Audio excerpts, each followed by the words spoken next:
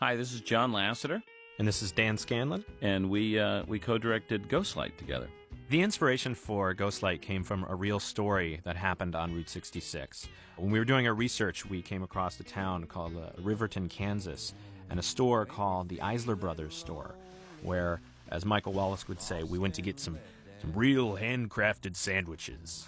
There we met a number of great people. One of them is Dean Walker. Dean Walker told us a story of a real thing that happens in Kansas. It's called the Ghostlight, Which is a glowing white orb of light that haunts Route 66. It would float around at night. It could actually come into your car, and no one knows what it is. But everybody has their own sighting of it, and we just became fascinated with the story. The end of the production of Cars, we started talking about what can we add to the DVD. We wanted to do a short film without question. I think it was it Joe that suggested it the first time? Yeah, Joe Ranft? Yeah, the first time I had heard of it was I was having my review at the end of the year, and Joe brought me in, and he said, we're going to do a short, and I was thinking we could do the Ghostlight. Years ago, I bought him on the internet when the Billy Bob teeth, the fake hillbilly teeth, first came out. I bought him a pair. No one had seen him before, and I gave him to Joe, and his best $20 I ever spent. Because Joe, as soon as he put the teeth in, he became this guy, this funny hillbilly guy. And we love the idea of Mater being a tow truck, because by nature, a tow truck helps others. It just automatically gave him a big heart.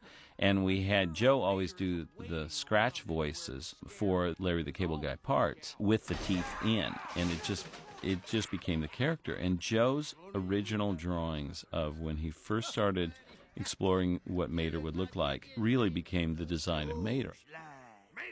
The other aspect of this that we had to have in Ghostlight was Michael Wallace, who did the voice of the sheriff in Cars, and he took us down Route 66 on our research trips. Michael Wallace is the greatest storyteller I've ever heard.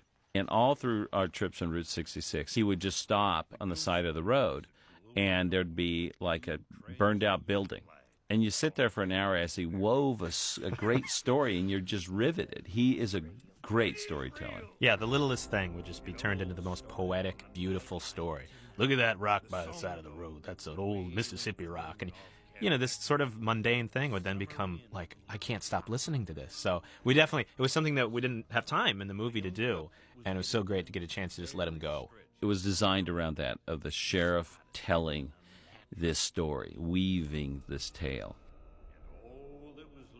We always thought that Mater was kind of like a Don Knotts type character. And we thought it wouldn't be fun to put him in a situation where he got so scared that he would just shake. His body is so rattly anyway that it could be really funny.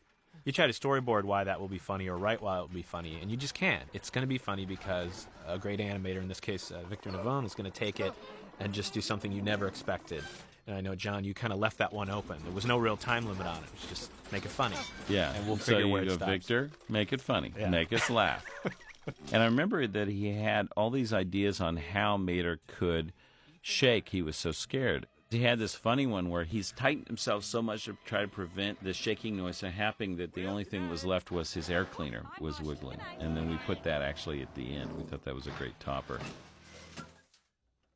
Our good friend Brad Paisley wrote 2 new songs for the movie Cars. We hired him actually to do one song, and he ended up liking the movie so much he wrote 2 for us. One of them is called Behind the Clouds. And as soon as we heard it, it had this real old-fashioned quality to it. We thought immediately of Mater and thought this became kind of, to us, Mater's theme song. It gave it such a great mood at the beginning of this film. Yeah, so and going along with him scaring everyone to just hear this music as it goes. Right, and then to have him trying to comfort himself when he is so scared, singing part of it. Larry the Cable Guy did such a good job with that. It was really cracking us up.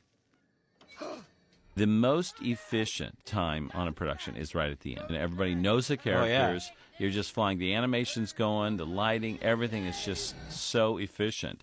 Making Mater in the Ghostlight was actually, it just kind of breezed through. Oh, yeah. It was just so steers itself. It's amazing. And everybody just enjoyed working on it so much. One of the things that's so exciting about making these short films is that we fall in love with the characters that we create on these films. By the end of making the films, they're like friends of ours. They're so real to us. You just know what they would do and what they wouldn't do. Making this short was really fun for the whole crew, in the sense that we got to revisit these characters and revisit the town. And by and large, the entire short was created with all the models that were used for the film. I think only the lantern had to be new. Mater's garage door had to work. Oh, and then Mater's headlight falling out. Mm-hmm. And of course, at the end, this screaming banshee. All through Cars, during the story sessions, where we'd all sit as a group, Steve Purcell, one of the great storyboard artists on the movie, he would just sit and draw monsters all the time. Steve never stops drawing. No, he doesn't. It's his waste product. Well, he's thinking it's just coming out like garbage, but it's beautiful. And he'd sit there and draw the most magnificent monsters and all these like horrible creatures constantly. And so we immediately thought of Steve. And we finally came up with the idea to actually have a banshee, the screaming banshee, in the film. And Mater doesn't even realize it's the real monster. And so we immediately went to Steve, and he was on a different project, but he came back and he just drew us this horrific, like, monster that was made up of, like, earth mover parts and dump trucks and a big backhoe claw and all that stuff.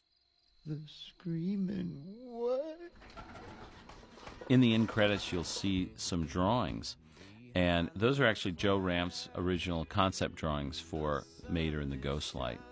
His drawings were always so amazing. Yeah, they're great, and they're just so expressive. It's funny to me, just those few drawings at the end tell the whole story. It's just this one little beat, but it kind of tells the entire thing. The Banshee was actually modeled out of parts. If you look closely, you'll see parts from Mac, the character Mac, Mater himself, and the Hummer. So they pulled parts from all those models and kind of kludged him together with some new parts and stuff.